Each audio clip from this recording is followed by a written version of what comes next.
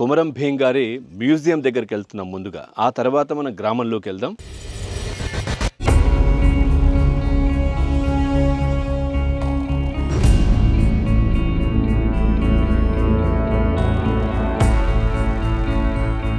ఒకటి, రెండు, మూడు, నాలుగు నాలుగు గోత్రాలు ఉన్నాయి సార్.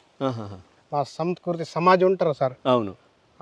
నాలుగు సగం, సియం సగం, సారం సగం, ఏడవ సగం ఉంటాం మేము. అది లెక్క ప్రకారం మేము దీపావళి పున్నం రోజు మొత్తం అన్ని మినిస్టరు అందరు వస్తే ఇక్కడికి వస్తారా? వస్తారు సార్. దసరాకు వర్ధంతి ఉంటాం సార్. అప్పుడు మొత్తం అందరు ఇది జెండా చేస్తాం పూజ. ఎవరు ఎప్పుడు పెట్టిండ్రు ఇది? దీపావళి సార్. దీపావళికి పెడతారా? ఇది ఎప్పుడు ఎంతకాలం అయింది ఇట్లా చేయడం? ఇది మొత్తం పాస్ట్ నుంచి మొదటి నుంచి ఇట్లాగే ఉంది. ఇక్కడనే ఉండేనా? ఇక్కడ పెట్టిండ్రు? ఇక్కడనే ఉండే. సో ఇవేంటి? ఒక్కొక్క జెండా ఉంది కదా, కలర్లు కూడా వేరే ఉన్నాయి, రంగులు. ఏంటిది? పైన కూడా అన్ని వేరే వేరే కలర్ ఉన్నాయి కదా. అది ఉంటారు సార్. ఇది 5, అది 4, 6, అది 7 అంటే అది సూర్య చంద్ర. సరే, ఇప్పుడు ఇక్కడ పూజ చేసుకొని ఆ తర్వాత ఇక్కడ ఈ సమాధి దగ్గర దండం పెట్టుకుని మళ్ళీ తర్వాత మ్యూజియంలో మేము వెళ్ళి రండి, మ్యూజియం దగ్గరికి వెళ్దాం.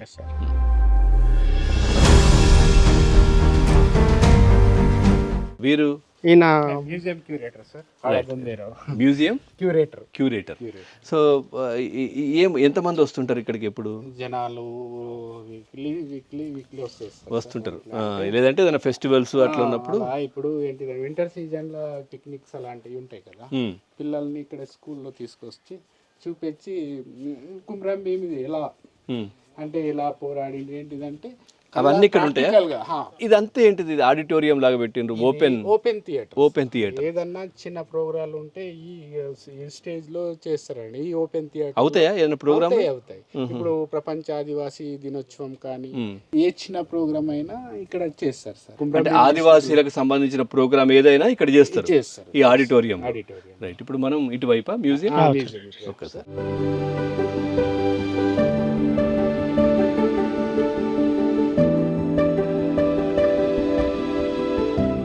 మీరు కూడా వినుంటారు కదా, మీ పెద్దోళ్ళు కావచ్చు, మీ నాన్న వాళ్ళు కావచ్చు, చెప్తారు కదా. మీకు ఏం చెప్పారు కొమరం భీం గురించి? యుద్ధం చేసి జనాల కోసం తన జీవితాన్ని ఒక ప్రాణత్యాగం చేసి ఒక వీరుడుగా నిలబడిందంటే చాలా గొప్పగా. అంటే పెద్దలు చెప్తే ఇంకేమన్నా మీ ఇంట్లో ఫ్యామిలీలో కూడా ఆ యుద్ధంలో పాల్గొన్న వాళ్ళు ఉన్నారా? కొమరం భీం గిరిజన సంగ్రహాలయం, గోండుల రాజ్య చిహ్నం కూడా అక్కడ మనం చూడొచ్చు. ఏనుగు పైన సింహం కూర్చొని ఉంది. సో అవి మనకు కనిపిస్తూ ఉంది. అట్లాగే సో ఇదంతా కూడా మనం చూడొచ్చు. లోపలికి వెళ్ళి ఒకసారి చూసే ప్రయత్నం చేద్దాం రండి.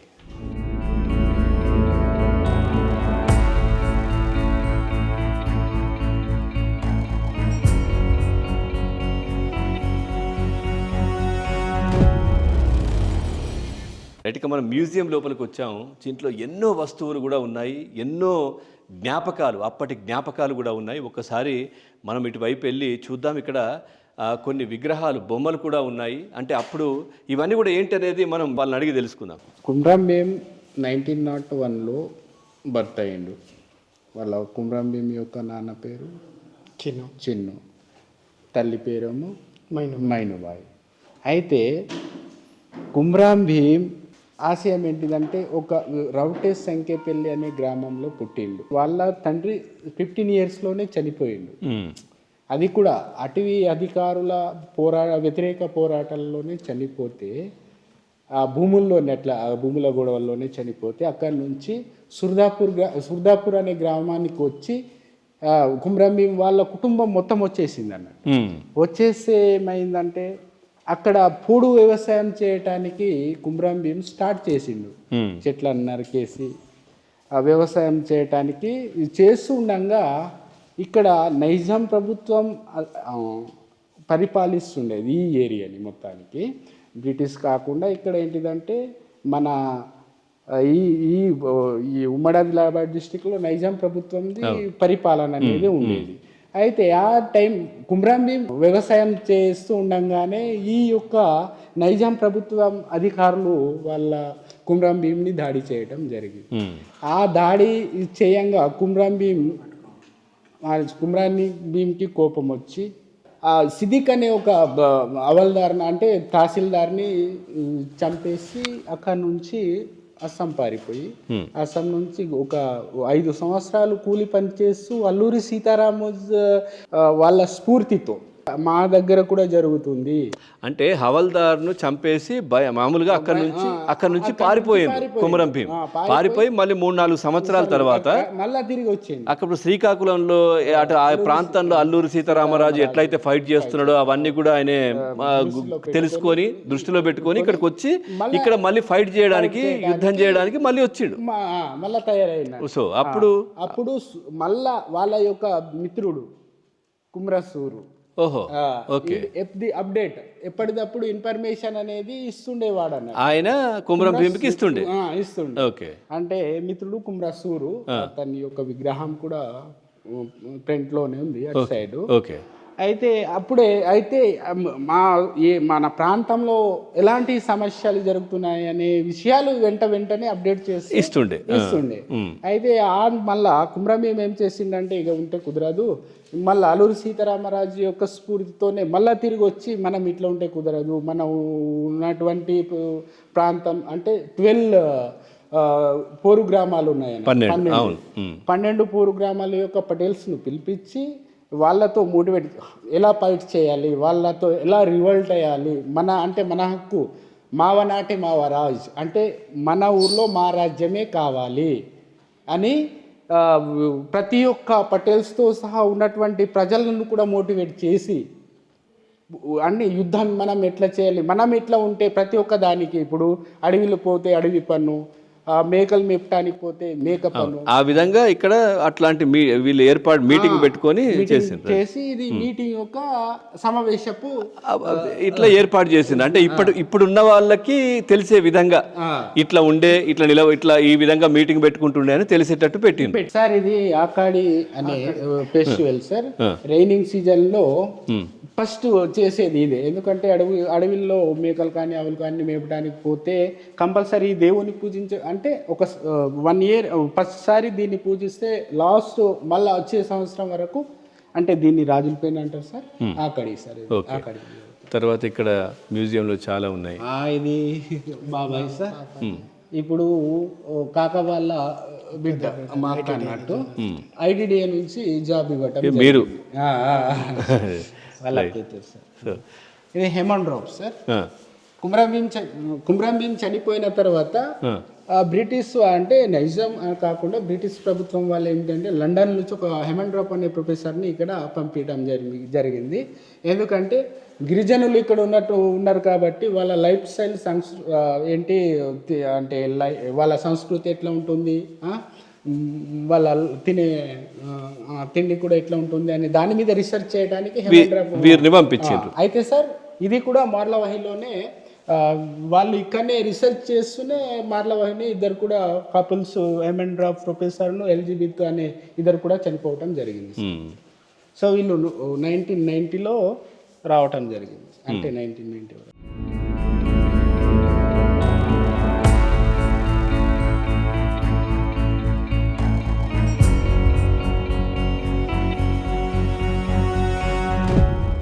ఇవి ఎప్పటివి? ఇవి కూడా పాతవా? చాలా పాతవి సార్. పురాతన కాలం నుంచే పాత జనరేషన్ నుంచి ఫాలో అవుతూ పర్రవెట్టే అంటే ఇది 5వ క్లాన్కి అంటే 5వ గోత్రానికి, అదేమో 4వ గోత్రం సార్ గుమ్మెలం అంటే. ఇది కోడలు అంటే చబాయి కోళ్ళంగ్ అంటే కోలాటలు చేసేది. ఇవి చాలా పురాతన పాతవి కదా. పాతవి. తర్వాత కోడలు సార్. కోడలు అంటే మాస్క్, అది 6వ గోత్రానికి సంబంధించి సార్.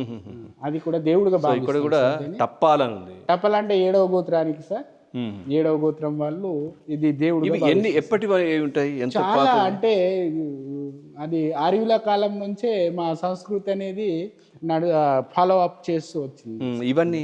ఇవి ఎడ్లకు అలంకరించే వస్తువులు కూడా పాతవే. సో ఇవన్నీ కూడా అప్పటివే సాంప్రదాయ ఎద్దులను అలంకరించే వస్తు సామాగ్రి. ఇదంతా కూడా హనుమాన్ టెంపుల్లో తీసుకెళ్తారు సార్. ఓకే. పొలాల పండుగ చేపలు పట్టే వల ఎప్పటిది? ఇది పాత. నేను అనేది వారు ఉన్నప్పటిదా లేదంటే? లేదు సార్, మామూలుగా మామూలు తర్వాత ఇవన్నీ గొర్క. ఇదేంటి గొర్క అంటే? అంటే ఈ జంతువులను వేటాడేవి, ఇవన్నీ కూడా వేటాడే వస్తువులు. సో ఇదేంటి కనిపిస్తుంది మన కొమ్ములు ఇది కొండ గొర్రె అని దాన్ని మేము ఏంటిదంటే కూర అంటాం. కొమ్ములు అంటే 4 కొండ గొర్రెకు 4 కొమ్ములు ఉంటాయి, 4 కొమ్ములు. సో ఇక్కడ గిరిజనులు వేటాడు పరికరములు, ఇవన్నీ కూడా వేటాడే పరికరాలు. సో ఇవేంటి అంటే కొట్టేవా? కొట్టేవి కాదు సార్. ఇక్కడ ఏంటిదంటే సార్ పిట్టలు కూర్చుంటే టపక్కన ఈడ ఉరి అంటే ఏంటి అని అది ఉరి వచ్చినట్టు పడేది, పిట్టలను పట్టుకునేది సార్. సో ఇక్కడ కూడా కట్టెతో చేసినటువంటి బాణాలు, తర్వాత ఒక కట్టె చాకు, రూసి అంట, రూసి, ఇవన్నీ కూడా వేటాడే పరికరాలు. ఇవన్నీ గుంతి ఎప్పటివై ఉంటాయి ఇవి? బాణాలు అంటే మామూలుగా అప్పుడు ఎప్పటిదప్పుడు చేసుకుంటూనే వచ్చినాయి సార్. ఇది స్పెషల్లీ ఓజా కమ్యూనిటీకి సంబంధించింది సార్.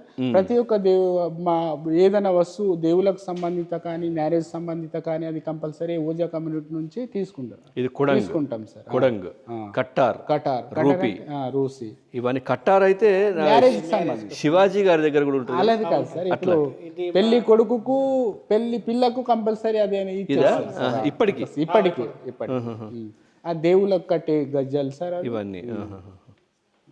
సో ఇది బూర, కాళీకోమ్ సార్. అది కాళీకోమ్ అంటే అది ప్రధాన్ కమ్యూనిటీకి సంబంధిత ఒక ఇన్స్ట్రుమెంట్. ఇది అది టీక్రీ సార్. జస్ట్ లైక్ కొడవళ్ళు, ఈ డోలు, తర్వాత సన్నాయి. అంటే కొమరం భీం గారు ఉన్నప్పటివా? ఆయన ఉన్నప్పటివే. సో తర్వాత ఈత, తాటి, ఈనెలు తీసే పనిముట్లు అంటాయి ఇవి. అంటే ఈత, తాటి తీసేటటువంటి. రైట్. ఇది అవే సార్ పక్షుల వల, పిట్టెలలో పక్షులకు వల వేసే.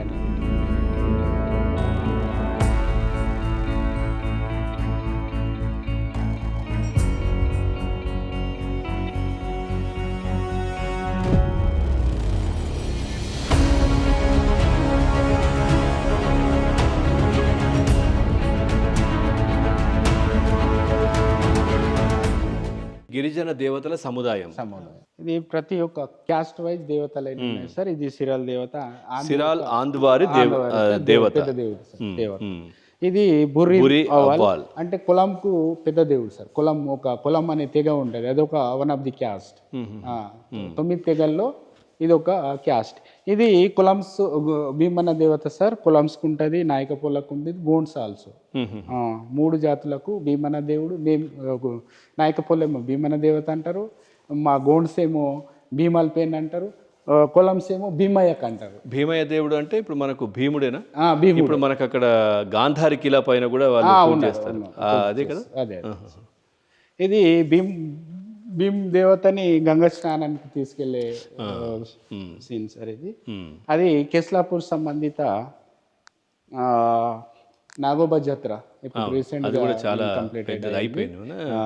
అవ్వన డోలర్ అంటే పోచమ్మ తల్లి సార్. పోచమ్మ తల్లి ఇది పెద్ద దేవుడు సార్.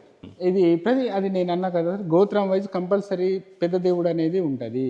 ఏదన్నా ఈవెన్ బర్త్ టు డెత్ వరకు దాని పూజలు చేయకపోతే మనం చనిపోయింది కూడా అక్కడ సమర్పించినట్టు కాదు సార్.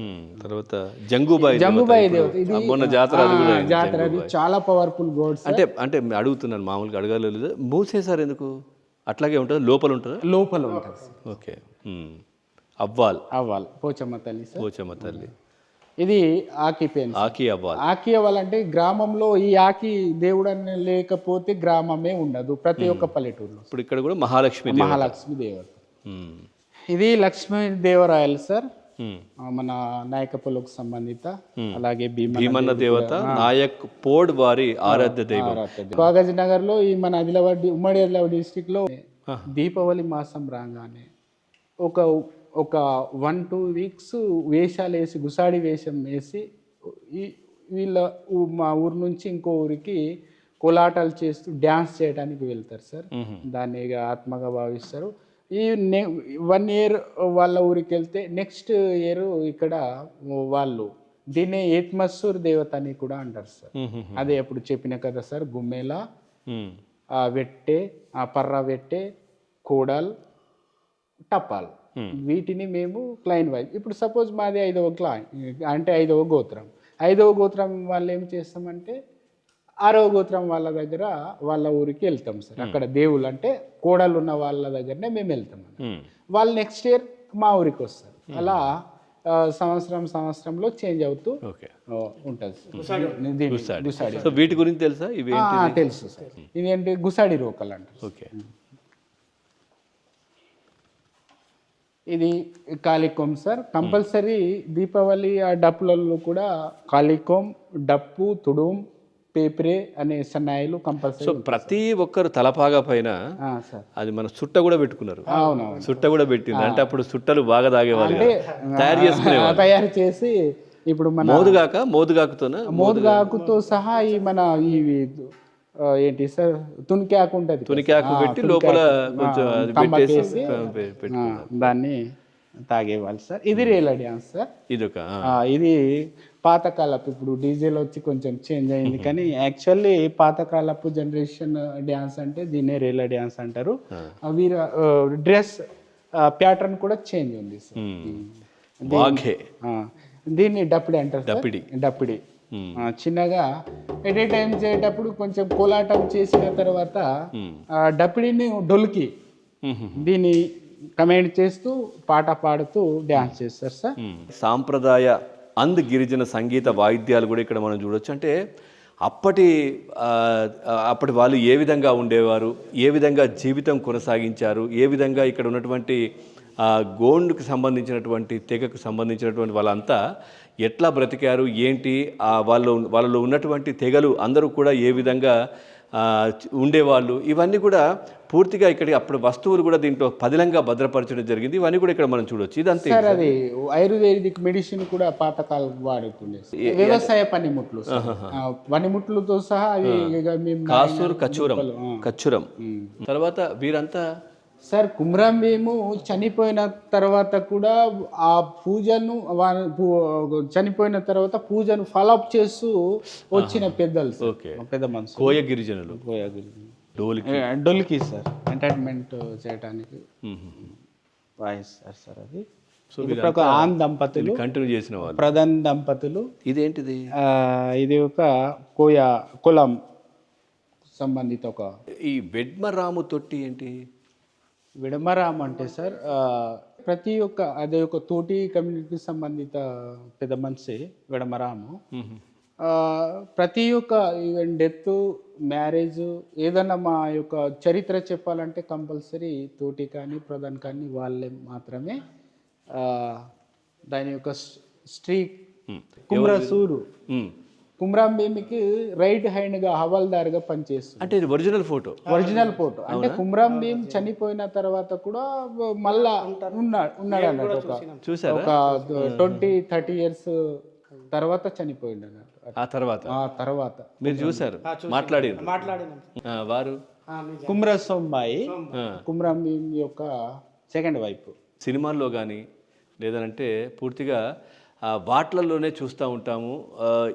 ఇక్కడికి వస్తే నిజంగా అప్పుడు ఏ విధంగా ఉండేవారు, ఏ విధంగా ఇటు నిజాం వాళ్ళకి సంబంధించి కావచ్చు, లేదంటే బ్రిటిషర్స్ ముఖ్యంగా వారిపైన కొమరం భీమ్ గారు, వారి టీం, ఈ గ్రామస్తులు ఎలా పోరాడారనేది కళ్ళకు కట్టినట్టుగా ఇక్కడైతే కనిపిస్తోంది. సో ఇక్కడ ఇంకొన్ని కూడా వాళ్ళు అప్పుడు ఇక్కడ ఉన్నటువంటి వస్తువులు కావచ్చు, వాళ్ళు వాడినటువంటి అన్నీ కూడా ఇక్కడ మనం చూస్తూ ఉన్నాం. ఇక్కడ ఒకటి చూడొచ్చు. సో కొమరం భీమ్ ఉపయోగించిన వస్తు సామాగ్రి అని కూడా రాశారు. వారు ఉపయోగించినవి ఇవన్నీ కూడా వారు వాడినవా? అవును సార్, వాళ్ళ రిలేషన్ సంబంధిత ఉంటారు కదా సార్. కాష్, ఈ ముంజేతి కడియాలు, కయ్యన కెర్వాల్, ముంజేతి కడియాలు, ఇవన్నీ కూడా ఇక్కడ ఇచ్చారు. ఇదంతా రింగ్ ఉంగరాలు. అంటే అవి మన రూపాయి బిళ్ళల్లో అప్పుడు దాన్ని రింగ్స్ గా తయారు చేసి సట్టెడు. అప్పుడు ఈ కొమరం భీమ్ గారు వాడినటువంటి వస్తువులు అట ఇవన్నీ. సార్ అది జమీ అంటారు సార్. కంపల్సరీ కుమ్రం భీమ్ వాడింది సార్. అది ఇదా కుమ్రం భీమ్ యొక్క టీంలో ఉండేది సార్. ఇది ఉండేది. ఈ పర్సి కూడా సార్. ఈ రెండు వారు వాడినేనా? ఆయనవే. ఎందుకంటే అప్పుడు దేవుళ్ళలో ఇప్పుడు కూడా దేవుళ్ళు, ప్రతి ఒక్క పెద్ద దేవుల్లో జమ్యా అనేది ఉంటుంది. సో ఇవన్నీ కుమ్రం భీమ్ యొక్క వాడినటువంటి ఇవి కూడా వస్తువులు వారు వాడినవే. అంటే ఆ కాలంలో ఇది ఏంటిది? సర్రి, మెడలో వేసుకునేది.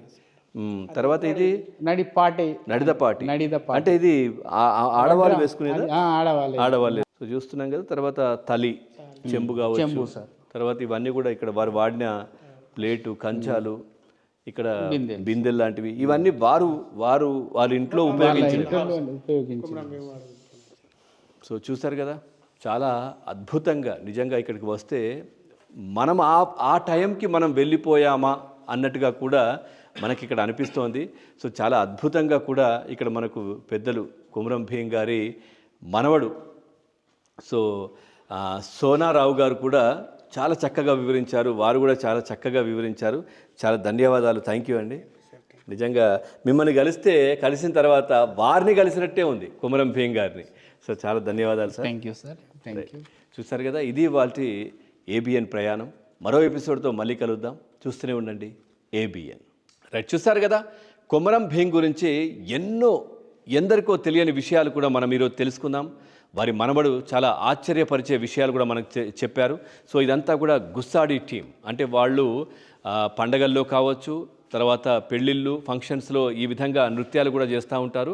సో చాలా ఆశ్చర్యపరే విషయాలైతే మనం ఏ విధంగా కొమురం భీం వీరోచితంగా పోరాటం చేశారు, ఇవన్నీ కూడా తెలుసుకున్నాం కదా. సో ఇది వాళ్ళ ఏబిఎన్ ప్రయాణం. మరో ఎపిసోడ్తో మళ్ళీ కలుద్దాం. చూస్తూనే ఉండండి ఏబిఎన్.